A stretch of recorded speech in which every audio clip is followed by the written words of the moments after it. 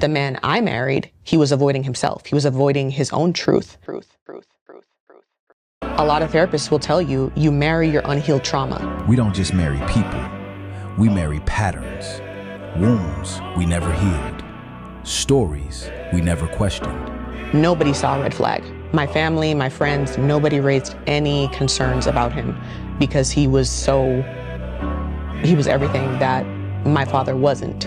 And until we face the truth in the mirror, we'll keep choosing the same love in a different body. You think that you're correcting for what you didn't get as a child, but you're missing the depth and you're missing the connection because you're so focused on being with somebody who's going to be better for you than what you had in your childhood. The reason why my last marriage didn't work is because of me.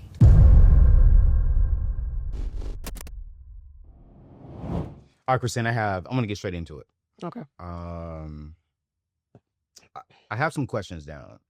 And the very first question I want to ask you is, how did your divorce shift your understanding of truth-telling, breaking generational cycles, and learning to walk away? And why is breaking a cycle so important? And specifically from breaking a cycle, the financial cycle as well. Yeah.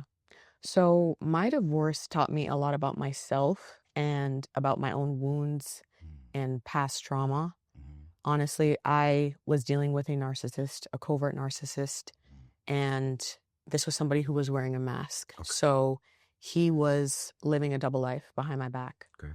So when I found out all of that, I had to really ask myself, how did I end up with this person? And when I looked back, it started with my own relationship with my father. And my father is a pastor, old school Caribbean guy, and emotional unavailability is something that he sees as strength. So growing up, we never had a real relationship. We never had a real connection. And he would still go to church and pretend to be this family man, pretend to be this great husband, this great father. And when it came to me getting married, I knew that I wanted somebody who was the opposite of that. So the man I married was super communicative. He showed love very openly. Nobody saw a red flag. My family, my friends, nobody raised any concerns about him because he was everything that my father wasn't. And the reality is that there are a lot of people wearing masks, and sometimes you overcorrect for what you didn't get in your childhood. And unknowingly, you end up with somebody who is, just like my father was, emotionally avoidant. The man I married, he was avoiding himself. He was avoiding his own truth. And so even though he performed emotional availability, he wasn't really emotionally available. He was avoiding himself. And so I had to take a step back and realize what I needed to heal within myself. And a lot of therapists will tell you, you marry your unhealed trauma. You think that you're correcting for what you didn't get as a child, but you're missing the depth and you're missing the connection because you're so focused on being with somebody who's going to be better for you than what you had in your childhood. And when it comes to walking away and breaking cycles, well, first of all, when you're dealing with a narcissist, you have to verbalize what happens. You have to speak to others about it because narcissism, it really thrives in silence. And that's one of the reasons why I did take my situation to social media, because I wanted to be transparent.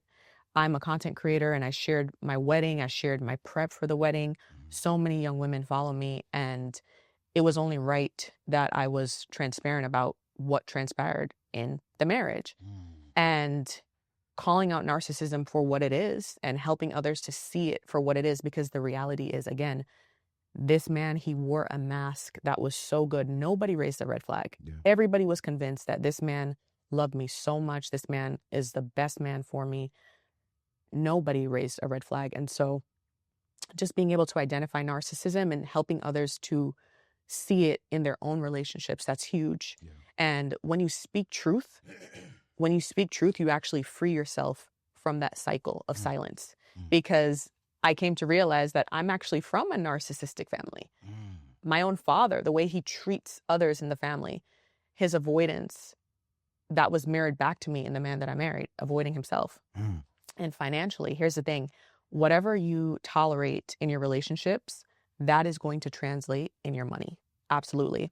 And so a lot of women reached out to me after I posted my divorce series, and they were talking about the fact that they're dealing with an abusive situation with a narcissist or an avoidant or whatever it might be, and they can't leave because they don't have their own money.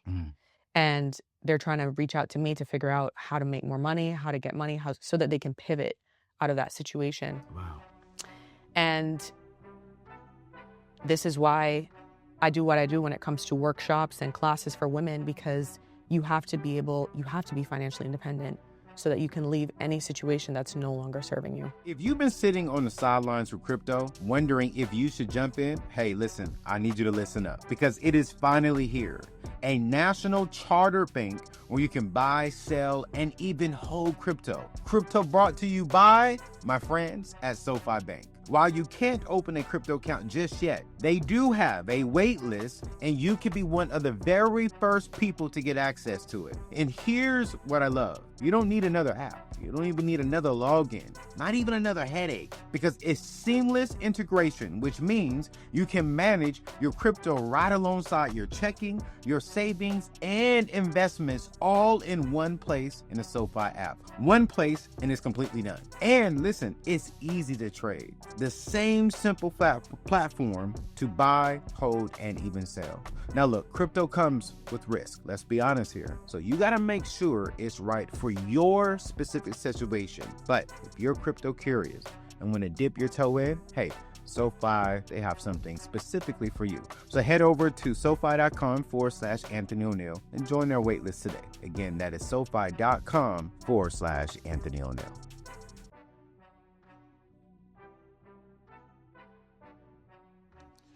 You know, you are online known as the Finance Baddie. And your TikTok went extremely viral when you started talking about the narcissist and your divorce. To provide education, because I think a lot of ladies use the term narcissist, can you describe the difference between, you did this in one of your videos, a narcissist and narcissist traits? Yeah, so so here's the thing. You have narcissistic traits and you have narcissistic personality disorder. Okay. Here's the thing. Most people, in order to be successful, we do have some narcissistic traits. But someone with narcissistic personality disorder, and I'm not a psychiatrist, I'm not a therapist or anything like that, they are going to pretend to be somebody that they're not. And the person I was dealing with, that was a covert narcissist. So he is convinced that he's a good person. The mask that he wears to the world is this family man, this excellent husband, just the best man, hardworking, whatever. But in secret, they're living a double life. And a lot of what they do is they gaslight you. They're going to love bomb you. So anytime you raise any concerns, they're going to pretend like they made a change, that they were doing better. They're going to bring you all these flowers, but they're not actually going to change. So there's a lot to it, because I also found out that he tried to sabotage my career on Wall Street.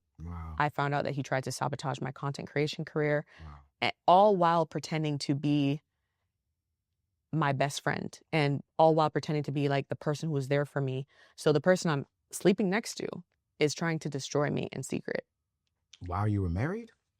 Yeah. Jesus. Well, that actually started before we got married, when he tried to destroy my career on Wall Street. I didn't find that out until earlier this year. Oh, man. Yeah. And he would pray with me. It's so crazy. He would pray with me when he was the one trying to end my career. Yeah. This is. And they just can't face themselves. That's the biggest thing with narcissists. They can't face themselves, even when you present the evidence to them, right? I had evidence of what he was doing behind my back, and he's in complete denial. Yeah. They can't face themselves. Wow. Yeah. So here in a few days, one thing I love about your brand is you are helping ladies in fashion and in finance by telling your story and living your life. Exactly. And on December 30th of 2025, you're going to be having a finance workshop. Give us a little bit give us a little bit information about that, of why that's so important. Of course. So on December 30th at 7 p.m., I'm having a virtual finance workshop. It's actually a finance vision board party. It's called Rich Girl Reset. Okay. And it's really to help women step into 2026 really confident. A lot of what I do in all of my workshops is I give them sound financial principles. Okay. So I worked on Wall Street for 5 years, and I learned a lot about personal finance during that time. So helping them understand, of course, budgeting, investing, all of that. But at the same time, women, we are different from men, and our approach to money is different. So I do try to encourage women to lean into their creativity and always lean into the areas of life where they can monetize outside of their 9-to-5s or whatever it is. So this Rich Girl Reset is going to be really a wealth activation is what it's going to be, and really helping them to make more money in 2026. It's not just about budgeting and keeping yourself small. It's learning to make more money, how to invest and actually grow your money. Wow. I love it. I love it. Yeah. So I met you, what was it, 3 years ago? Yeah, 2023? 2023. Yeah. Right when you was with your ex-husband, y'all were dating it. We were dating, yeah. And I just saw the happiness. I saw your glow about it. Aw. And I have a question here I want to ask you, because I think it's important to kind of relate to I think a lot of people watching this are going to be blessed, because a lot of them have gone through a divorce and they're still trying to recover. What did coping look like for you earlier in life, before you had the emotional tools you have today? How did you handle heartbreak or the disappointment? Yeah. So when I was younger, and I can remember when I was like 20, 21 years old, I experienced what I now know is heartbreak. But at the time, I felt so much pain that I just knew I didn't want to feel it anymore. And that was actually the start of my Wall Street career, because I poured myself into work and getting an internship and just focusing on my career, because I was telling myself, you know what? My career can't disappoint me. My career can't hurt me. So that's where I shifted my energy and my focus. And also, when you're so young, you don't even know yourself. So when you go through betrayal, when you go through anything in a relationship dynamic that's not positive, you tend to internalize what happens to you. Right. And so I was so young, I didn't know myself. I thought it was me, truly, and I just didn't want to feel the pain. So I focused on work. But the reality is, when you do that, you are avoiding the root of the issue, and you're avoiding actually feeling the pain. And if you actually allow yourself to feel the pain and feel the betrayal, that's when you can actually get to the root of the issue. You're like, oh, okay, this is why I ended up dating this type of person. And you get to the root of the issue. This time around, going through my divorce earlier this year, I was 29 and just had a better sense of self. And I think just having more confidence and just knowing my worth and knowing my value. When I found out what was happening behind my back, I was like, oh, okay, this is not a reflection of me. It's disappointing. It's shocking, because his mask was so good, but it's not a reflection of me, because only a wounded person, only an unhealed man would do that to you. So more than anything, I felt pity. I really did. I felt pity for him, and I still do wish him healing, and I wish him peace. But this time around, it was, oh, okay, I see what it is. I'm able to step back. This is not about me. And I was able to really get to the root of the issue. Yeah.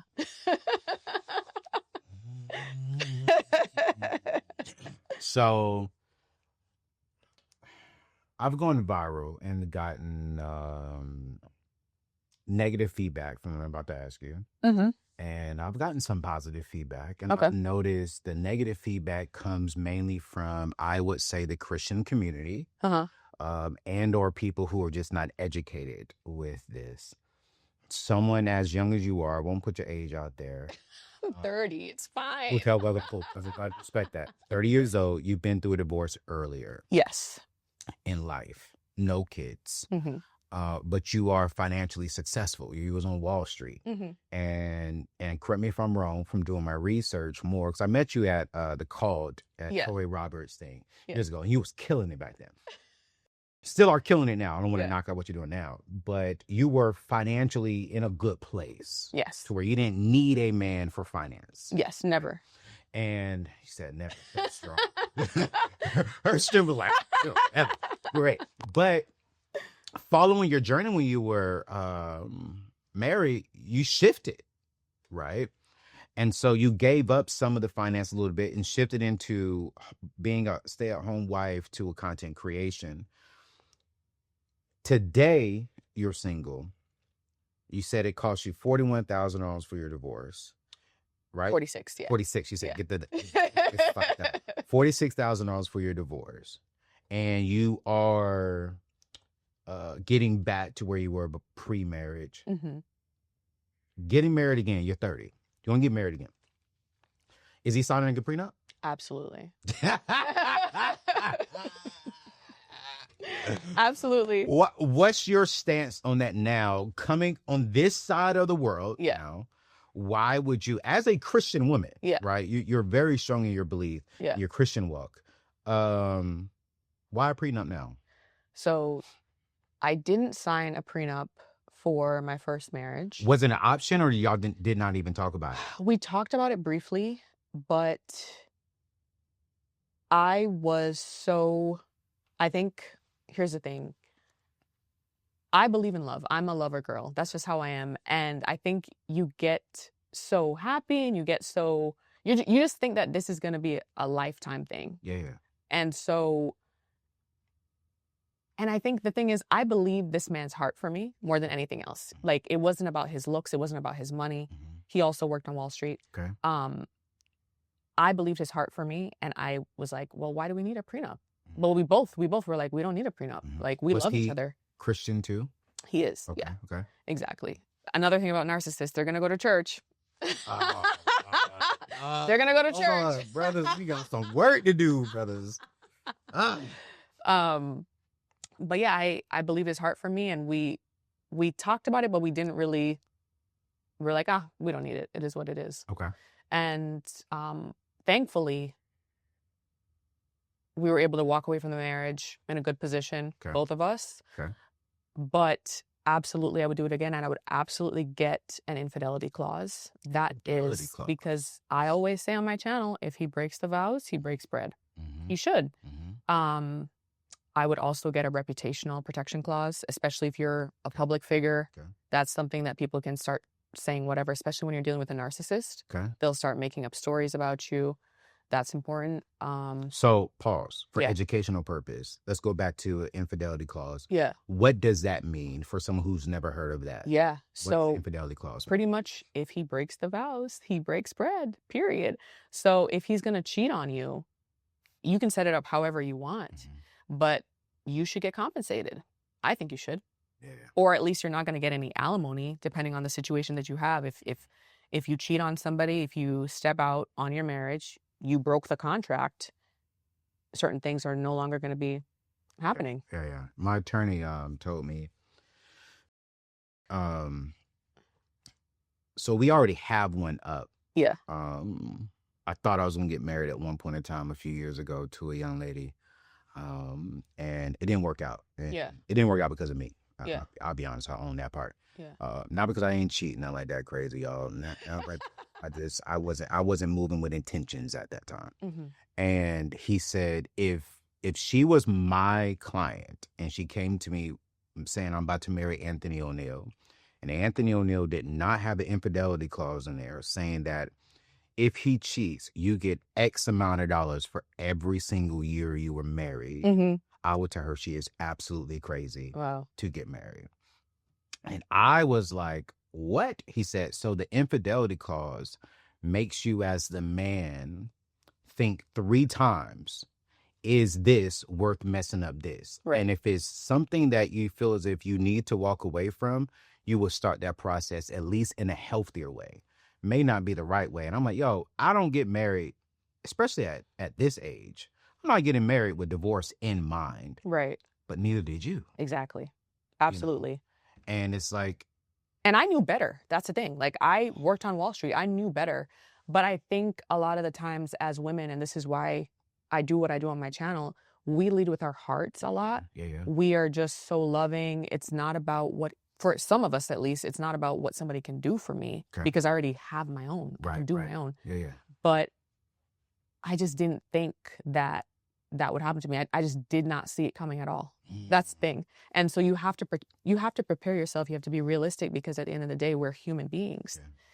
People change, and people wear masks. And that's why I shared my story, because so many people were just shocked. They're like, oh no, but he's such a good guy. Like, this is a great guy. He went to Ivy League universities. He worked on Wall Street. He's like this clean image. Yeah. How could it be that he would have done that to you? Yeah. It happens. It happens. I mean, it takes two. It takes two. So you'll have the infidelity clause, you'll have the reputation clause, and that simply means you cannot say anything or do anything that can harm my brand. Exactly. Also a financial infidelity clause, which is important. So whatever you're doing with your finances, like, because people hide finances very well. For sure. Yeah, they hide whatever they're doing with their money very well. So that's something I would definitely get. Now, correct me if I'm wrong, because I know you will. That's more so ladies hiding money than it is men, though. Would you say? Both. Equally? Both. Yeah, both. You'd be surprised. I have never heard of a man hiding money. I've heard of ladies hiding money because they're fearful of what happens if it was to separate, will they have any money? I've never heard of men hiding money. They do it. we brothers, we need to have a conversation. we need to have a conversation, because I cringe when I hear the word narcissist, but I know as a man, I have to admit, there are men out there who are narcissists. Yeah, and here's the thing, Anthony. I think the word is thrown out a lot. It's the truth. Like, but again, narcissistic traits versus narcissistic personality disorder. What happens to your family if something happened to you? I'm gonna ask that again. What happens to your family when something happens to you? You see, life insurance feels scary. It feels complicated and even expensive. But here's the thing. It doesn't have to be anymore.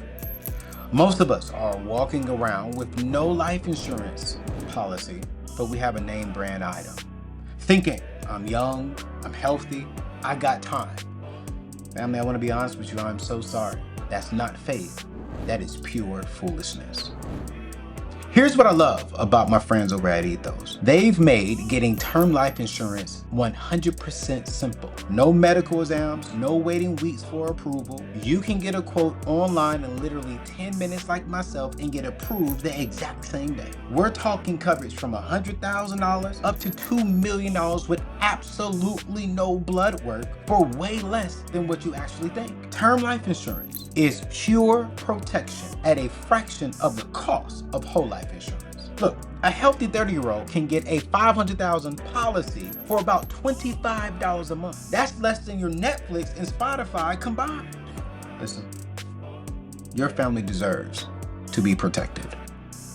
Don't leave them struggling to pay bills and funeral costs because you kept putting this off while you're in heaven smiling. Your family's down here stressed because of your poor decisions. Listen, stop playing games with your family's future. Get your free quote today in 10 minutes by going to anthonyoneal.com/ethos. Again, go to anthonyoneal.com/ethos. And I promise you, you will feel way better and sleep better at night. All right, let's get back to today's show. Yeah, we're going to have this conversation because one of the reasons why I love talking about finances the way I love talking about it is because I'm for the Black family. And I believe that finances are important. But one thing I have learned, which I'm trying to figure out how to put this content, which is why I'm so happy that you're here and we're having this conversation. Yeah. But I understand that if men first, because I always start with the man, then I go to the woman. If men first, if we're not healed, if we're not getting therapy, yes, and if we're not surrounded by other men who can hold us accountable, huge, right?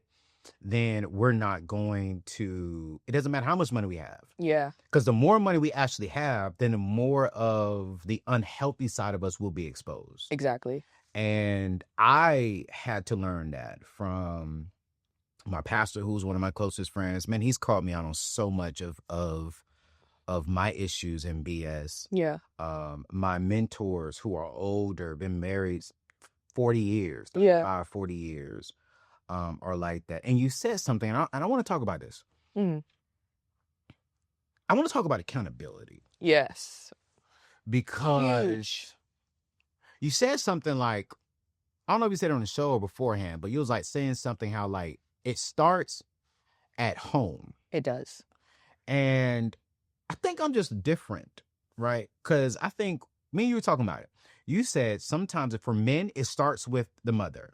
Absolutely. Mother's always going to affirm their sons or their children specifically, but for sure sons. Absolutely.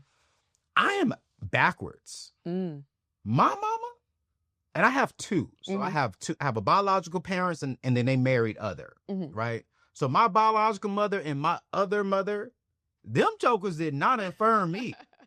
I mean, every time I would call them, like I've called them 2 times in relationships, and I just knew my mama was going to have my back. My mama said, one of them said, "What the hell are you doing?" Like, no, son, that is unacceptable. And she said the name, won't say the name of my ex-fiance. And she said, "Baby, let me call you back. But I'm going to talk to Anthony first."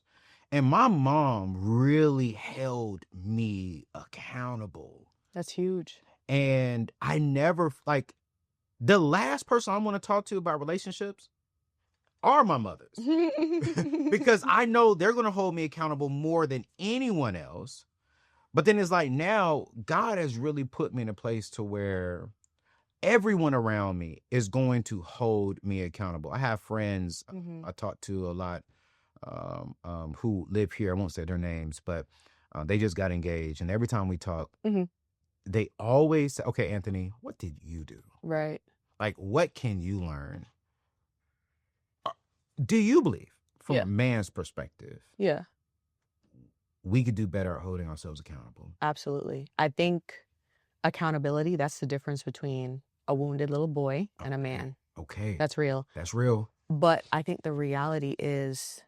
this is good. I think the reality is a lot of men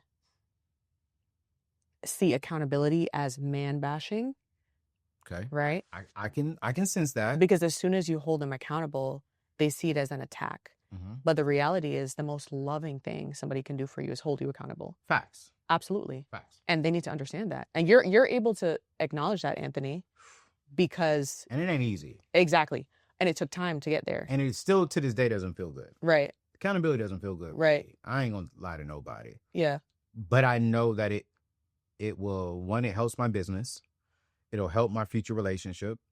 And I honestly wish that I had accountability with the love of my life. I wouldn't lie.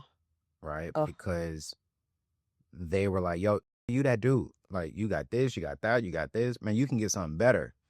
And one of them was a pastor. Wow. Who did not hold me accountable. He actually told me to leave her, and that's why I left her. Wow. And so accountability is hard for men. It is. And I'm trying to be wise with my words because I don't want men to think that we are bashing them, because we're not. Because here's the thing. Somebody who truly loves you, Anthony, 3 things. They're going to hold you accountable. Yeah.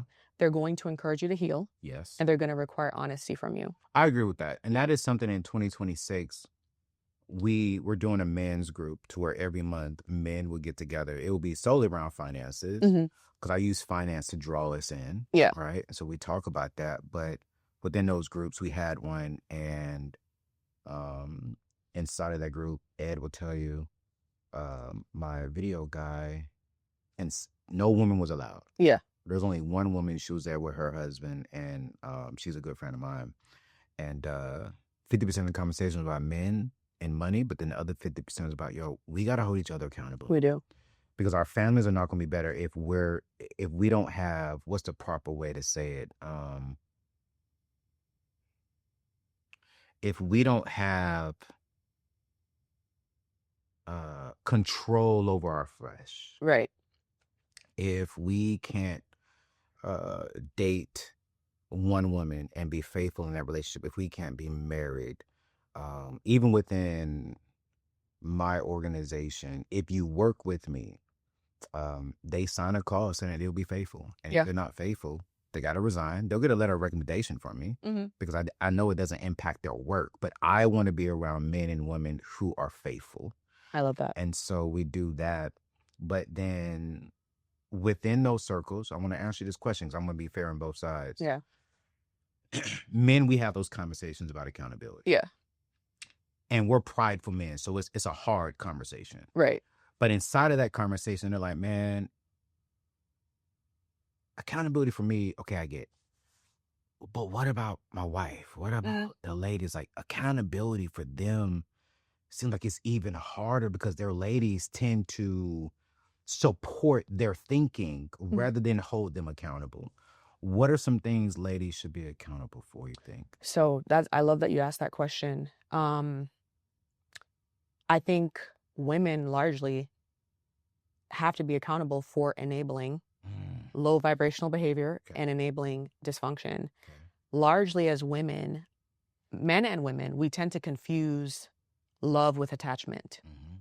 So we tend to get with the man, and because we value being a wife or value being his girl or fiance, whatever it is, we see the bad behavior, we see little signs, but we stay around because we're like, you know what? It is what it is. Yeah. But again, that's not love. Right. That's not love. If you're not holding him accountable, if you're not helping him become the best version of himself, and sometimes that means walking away. And that's why I did talk about my divorce, because I think the highest form of love, again, is accountability. And sometimes it's walking away, right? Because if you truly love yourself, you're not going to tolerate disrespect.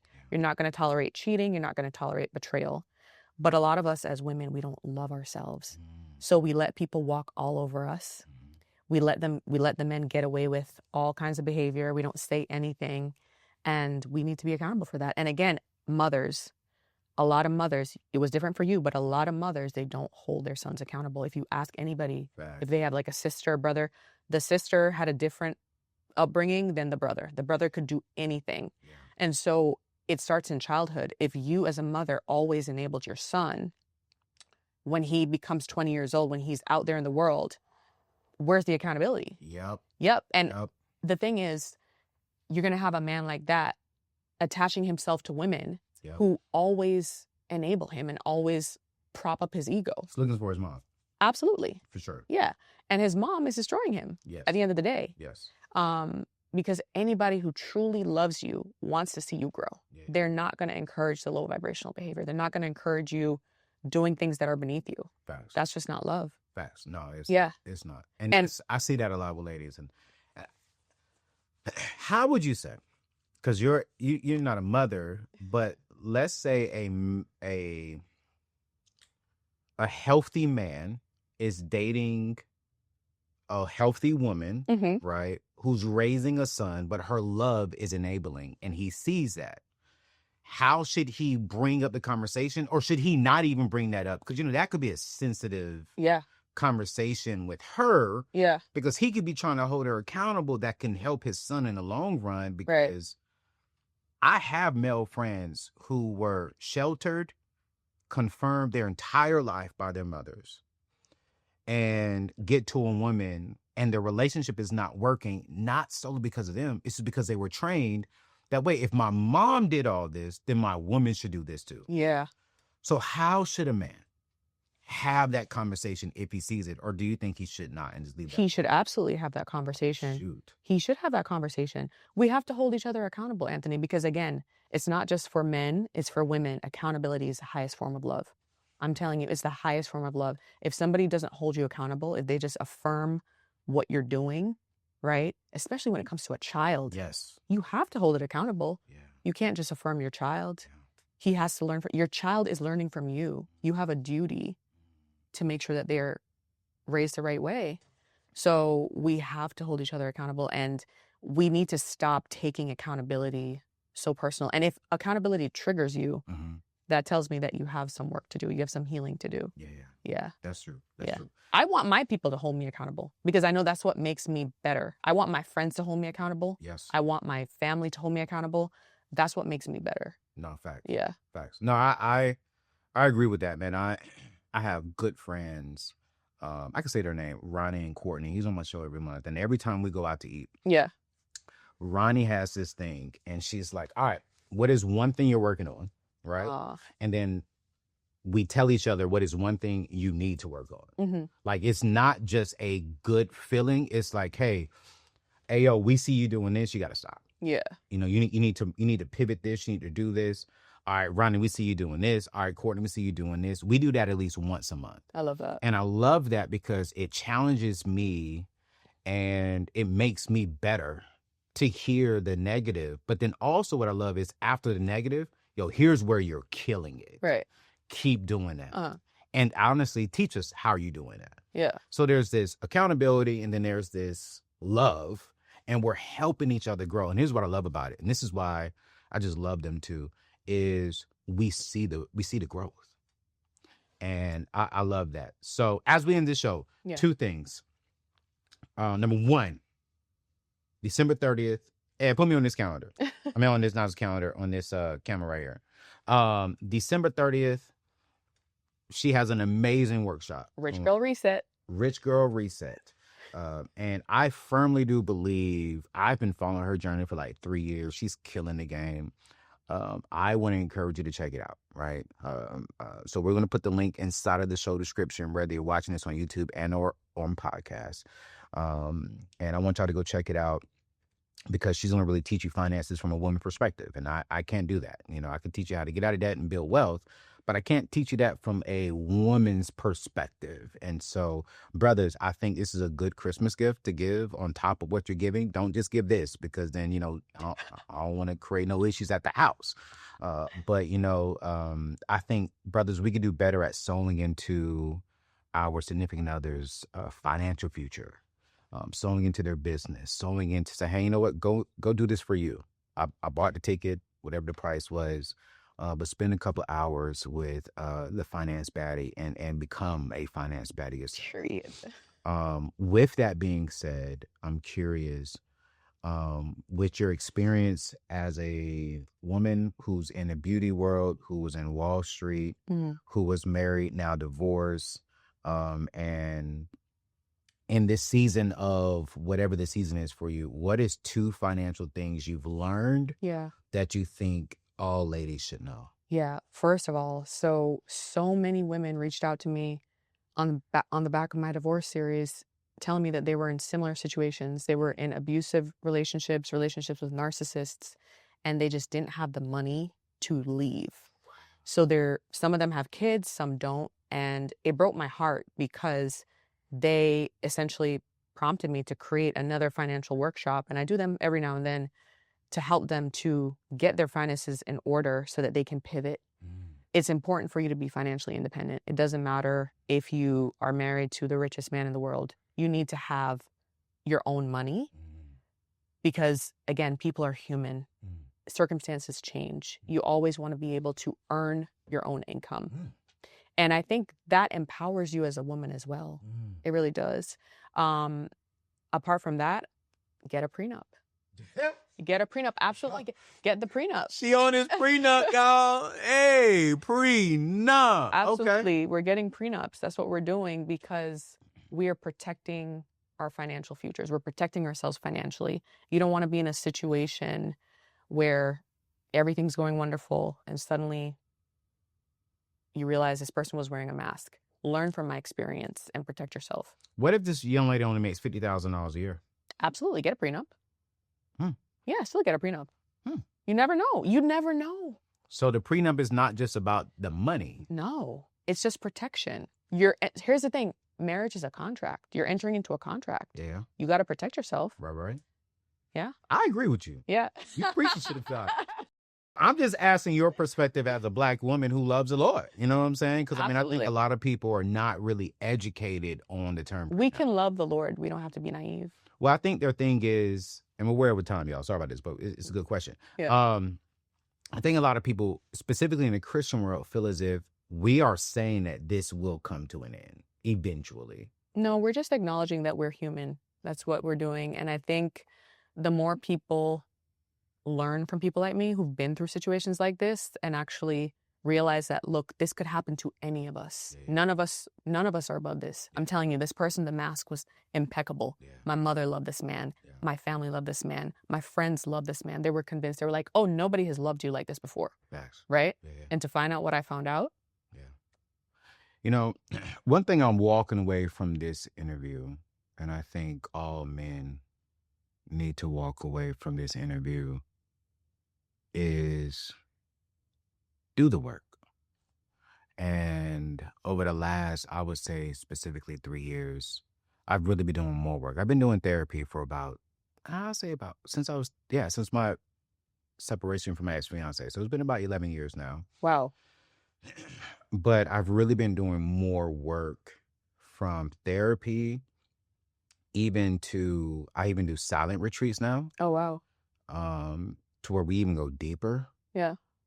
And we identified some of my narcissist traits. Okay. And my therapist is teaching me how it's healthy and how it can become unhealthy, and how I need to acknowledge when they start becoming unhealthy. And she said it's almost like fire. We need fire because we need heat. We need to cook. But fire used in an unhealthy perspective can destroy your house. Absolutely. Can kill somebody. Yeah. So she was like, those traits, like what you said, they have helped you build a business. They have helped you get out of debt. They've helped you, get into a lot of doors and stay in those rooms, because you've got to have that it factor, and some of those traits help. Right. My biggest concern for you, Anthony, is how do we identify those and bring those back when you're in relationships, business relationships, romantic relationships, even with family? Because even with my team, she's like, one of your traits is you could be very controlling. So even my team was like, I know what I want, so I'm gonna control the narrative to get what I want, rather than trusting Ed with the camera. Right. Like, all right, Ed, I'm gonna trust you, because I may not get what Anthony ONEAL wants, but if Anthony is an A+ and Ed can give me a B+, A-, get the B+, A-. Right. Rather than trying to control the narrative and then Ed feels controlled. Right. And so I'm learning that stuff. And that's one thing I really want all of us men to do. And we're going to have a link inside of the show to where you can go get therapy, because it starts really with having an honest conversation with someone who you trust, someone who you pay to be quiet, and to really tell some of your dark thoughts, secrets, unhealthy stuff, and work through those. Because I don't care who you are, man or woman, we all have them. I just want to add in, Yeah. speaking about it, that's how you heal. So I love that you're encouraging the men to go to therapy and speak. Yeah. You have to talk about your trauma. You have to talk about your pain. Facts. You have to talk about it with somebody, or else you're going to end up becoming this narcissistic person. Yeah. You have to vocalize it. And so maybe you're not like me. Maybe you don't go to the internet necessarily, Facts. but talk to somebody. You have to. Yeah. I would suggest 90% of the people don't be like her. Because here's what I can tell is you've done the work internally. I have. So you can speak on it publicly. Yeah. I think the problem with speaking on it publicly is, if you speak on it publicly, then you're allowing the public to give you thoughts back in comments. Yes. And if you're not healed internally, you're going to just receive those projections. Exactly. Yeah. Right. And so it's like, I know for a fact people are going to put comments on this about me. Right. But it's like, I've done the work internally. Exactly. So it doesn't faze me. Majority of people have not done the work. Right. And so what I don't want men to do is, I ain't worried about y'all. Because we ain't like ladies. Ladies, they gonna do that. That's and what you are doing, I think, is needed. It's what I told you when I text you. I was like, yo, what you're doing is needed. Yeah. And I appreciate you for that, because you're killing the game. I appreciate you. But and thanks for giving light to my story. It's important. Like, as a male, like, there are so many men who shy away from things like this because they're like, oh, she's male bashing. No. But I told you that. I said it could come off as male bashing. But I think if you're in your ego. Yeah. If you're in your ego. When I watched the TikTok stuff, and I saw that earlier, right? And then when I watched your Instagram, and then when I had a conversation with you, I didn't feel any kind of way. Yeah. I mean, the truth is the truth. Exactly. And brothers, we got to do some work. But like I said, too, ladies got to do some work, too. I think human beings, everybody, do the work. However, this is where the men do not like me. It starts with men. Mhm. I think we set the tempo. I think we set the foundation of the union. And if I'm whole and healed and continuing to improve and evolve, I'm not saying that she's going to be perfect, but a good woman is going to follow suit. Yeah. You know? Because we mirror back whatever you're projecting. And that's what all of my mentors have told me. And we'll close on this. And it was so fun. I went to one of my good friends' wedding, and the pastor, he got a divorce, got remarried. And the pastor told him, if I see the wife, he's an older pastor, so this is his exact words, not my words. Okay. Yeah. He said, if I see the wife out of line, I'm not questioning her. Mm-hmm. I'm looking at you. Mm. He said, because if she's out of line, that means you're out of line somewhere. Because she's only mirroring what's in front of her. Absolutely. And some of the guys hated that comment. But he looked at the pastor and said, yes, sir. And then when I went to the reception, he said, yo, you hear what Bishop told me? I was like, yeah, fix yourself. Mm-hmm. Is that because when you get married, she's going to mirror who you are? Absolutely. And he said, the reason why my last marriage didn't work is because of me. Mm. He was like, she was just marrying me. So I'm the reason. So now what I'm doing is I'm in the mirror every single day working on me. Because if I work on me, this union and our family will be better. And I said, yo, and I'll never forget, I was driving home. It was about a 4-hour drive. Mm-hmm. And I was in tears. Mm. Because I'm like, I got to work on me. Right. I got to work on me. And so, man, we got to work on ourselves. So listen, ladies, go check out her Rich Girl Reset. Rich Girl Reset. That's December 30th. And that link will be inside the show description. And then everybody's, but especially Black men, go to anthonyoneal.com/therapy. And I want to challenge you to get therapy, at least start off with once a month. I go every other week. I will not miss it for nothing. Even if I don't have nothing mentally going on. And 2025 has been a great year for me. But every time I go, I leave like, yo, I didn't know that was there. Mm. And I want to encourage men to do that because it starts with us. We are in the mirror. All right. So all the links will be inside the show description. Yo, Christine, thank you. Thank you. You killed it. Aw. That wasn't a bad interview. Yeah, it was. You was nervous. You was nervous. A little bit. She was A little bit. a little bit nervous, y'all. She was like, oh, my Lord, is he going to let me be? I know your audience. I know your audience. My audience is a great audience, and the men are good. And we all just want to get better financially. But we also know marriage is important to the Black family. Yes. You know, and if we are not on one accord, doesn't matter how much money we have. Honestly, we're not on one accord. You spent $46,000. Divorce is expensive. It is very expensive. And so, And thank God I was able to get out of it. Keep going. No debt. Everything. And that's not the case for majority of specifically ladies. Yeah. Getting out. And actually men too. That's men too. Men got to pay a lot to get out. But sometimes it is our fault. So it is what it is. Y'all, we'll see you on the next show. Peace out.